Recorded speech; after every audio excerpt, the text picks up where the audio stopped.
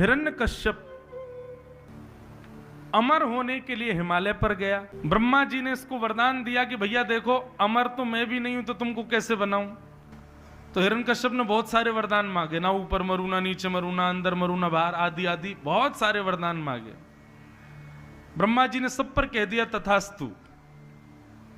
हिरण्यकश्यप बोला मैंने कहा अमर बना दो, आपने मना कर दिया, और मैंने वही अमरत्व का वरदान इतने सारे रूपों में मांगा तो आपने तथास्तु कह दिया।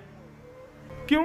ब्रह्मा जी बोले चाहे तू कितने वरदान मांग ले फिर भी मर जाएगा, ठाकुर जी तुझको मारेंगे। जन्म लिया है तो मृत्यु संग जन्म लेती है हमारे, चाहे हम कितना प्रयास कर लें मृत्यु से बच नहीं पाएंगे। हिरण्यकश्यप जब तपस्या के लिए गए तब इनकी पत्नी सगर्भा थी।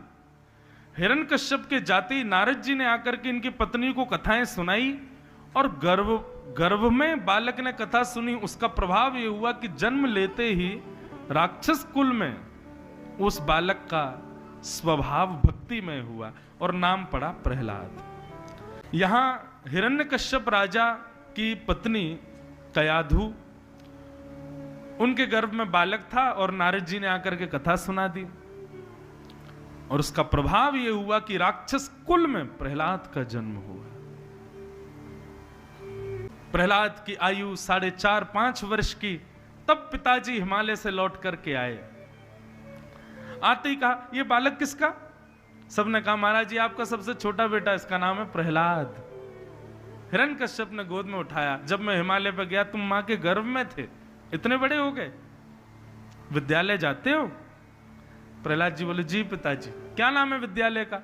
बोले हिरण्यकश्यप दानव विश्वविद्यालय, वहां पर सब दानवी विद्या सिखाई जाती है पिताजी। अच्छा चलो मेरे पास बैठो, कोई अच्छी बात बताओ, तुमने क्या सीखा? 5 वर्ष के हो गए, कोई अच्छी बात बताओ। प्रहलाद जी बोले आप सुनेंगे पिताजी? बोले हाँ मैं सुनूंगा, बताओ। पिताजी 9 प्रकार की भक्ति होती है पिताजी। भगवत प्राप्ति 9 प्रकार, 9 सोपान हैं। जो व्यक्ति 9 सोपानों पे चढ़ जाता है तो फिर उसको भगवत दर्शन का द्वार खुल जाता है, ठाकुर जी तुरंत दिख जाते। श्रवणम, पहला श्रवण भक्ति, फिर कीर्तन भक्ति, फिर स्मरण भक्ति, फिर पाद सेवन भक्ति, फिर अर्चन भक्ति, वंदन भक्ति, दास्य भक्ति, सख्य भक्ति और आत्मनिवेदन भक्ति। ये 9 प्रकार की भक्ति हैं पिताजी। ताम्र वर्ण हो गया हिरण्यकश्यप का। किसने सिखाया तुझे ये सब? आज्ञा कर दी सैनिकों को मार दो जान से इसको। ये दुश्मन बालक पैदा हो गया है, मेरे शत्रु का नाम गा रहा है, उसकी प्राप्ति के साधन मुझे बता रहा है। प्रहलाद जी मुस्कुराने लगे। सब राक्षसों ने अनेक प्रयास किए प्रहलाद जी को मारने के, लेकिन कोई भी उनको मार नहीं पाया। एक दिन राक्षसों ने प्रहलाद को पकड़ लिया। बोले प्रहलाद तेरे पास ऐसा क्या है जिससे तेरी मृत्यु नहीं होती? कोई कवच है कि कोई टोना टोटका है, मंत्र क्या है तेरे पास? प्रहलाद जी बोले बता दूं मेरे पास क्या है? बोले बताओ।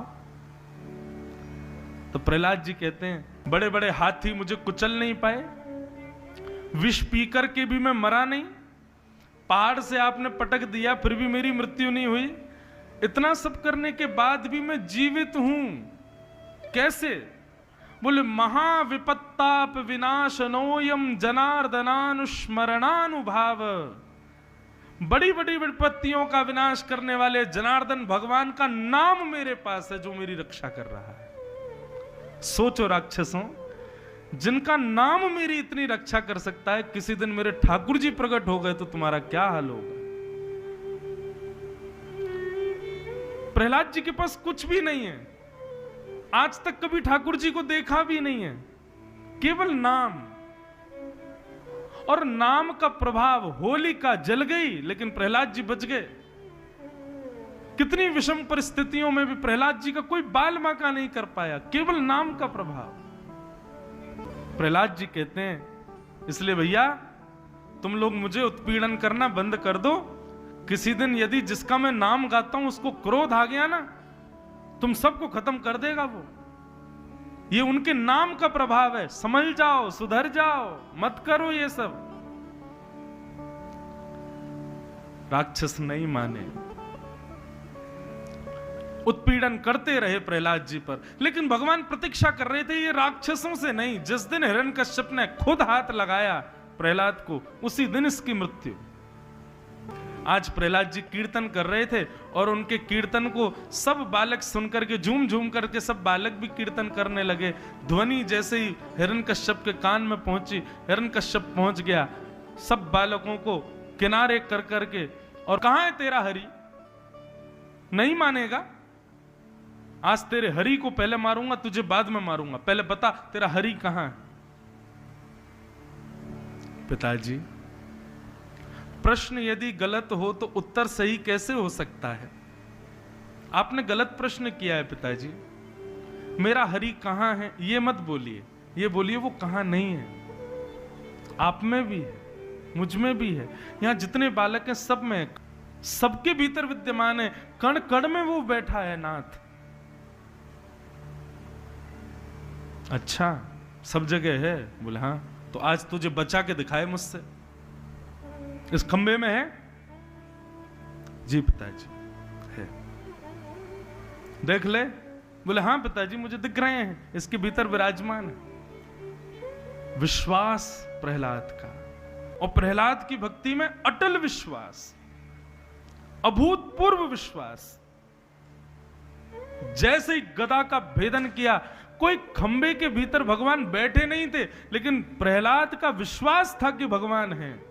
खंब का भेदन करते ही प्रचंड विशाल स्वरूप भगवान नरसिंह प्रकट हो गए। बोले भैया शरीर तो बिल्कुल मानवों जैसा है, लेकिन पंजे बिल्कुल शेर जैसे हैं। बोल बिल्कुल मानवों जैसे रहे हैं, लेकिन बोली जहां से निकल रही है वो मुख बिल्कुल शेर जैसा है। विशाल नेत्र हैं ठाकुर जी के, ये लंबा चौड़ा शरीर। और महाराज प्रहलाद जी के उस भाव से नृसिंह भगवान प्रकट हो गए। हिरण्यकश्यप के साथ युद्ध किया। शाम का समय हुआ, हिरण्यकश्यप को उठाकर अपनी गोद में पटक लिया। हिरण्यकश्यप बोला आप मुझे नहीं मार सकते। भगवान बोले क्यों? मैंने ब्रह्मा से वरदान मांगा। भगवान बोले क्या क्या वरदान मांगे तुमने बताओ? ना अंदर मरूं ना बाहर मरूं। भगवान बोले कहां हो? बोले आपने मुझको द्वार पर बैठा रखा है, ना अंदर ना बाहर। मैंने वरदान मांगा ना ऊपर मरूं ना नीचे मरूं। भगवान बोले तो तुम कहां हो? बोले आपकी गोद में हूं, ना ऊपर हूं ना नीचे। आप फिर भी मुझे नहीं मार सकते। क्यों? मैंने कहा ना दिन में मरूं ना रात में। भगवान बोले बाहर देखना क्या हो रहा है। बोले संध्या हो रही है, ये ना दिन है ना रात। आप फिर भी नहीं मार सकते। क्यों? मैंने कहा ना इंसान से मरूं ना जानवर। तो भगवान बोले हम कौन दिख रहे हैं तुझको? हम इंसान है कि जानवर? बोले आप दोनों का मिक्सचर हो। और बता, आप फिर भी मुझे नहीं मार सकते। मैंने कहा 12 महीने में एक भी महीने में ना मरूं। भगवान बोले 13वां महीना मलमास तेरे लिए ही बनाया मैंने। ये 13वां महीना तुम्हारे लिए ही है। आप फिर भी मुझे नहीं मार सकते। क्यों? मैंने वरदान मांगा ना सजीव से मरूं ना निर्जीव से, ना मुझे कोई जीवित मार सके और ना कोई मरा हुआ। भगवान बोले हम सजीव निर्जीव नहीं है। और रही बात मुझे फिर भी तू सजीव मान ले, तो ये नाखून जो होते हैं ना, नाखून और केश, ये दोनों सजीव और निर्जीव होते हैं। हम इन नाखूनों से तेरा पेट विदीर्ण करके और तेरे को मृत्यु के घात उतारेंगे। आप फिर भी मुझे नहीं मार सकते। क्यों? मैंने ब्रह्मा से वरदान मांगा कि उसकी बनाई हुई सृष्टि में मैं किसी से ना मरूं। भगवान बोले ब्रह्मा को मैं बनाता हूं, वो मुझे नहीं बनाता है। और महाराज अपने प्रचंड नाखूनों से हिरण्यकश्यप के पेट को विदीर्ण करके भगवान ने उसका वध कर दिया। बोलो नृसिंह भगवान की।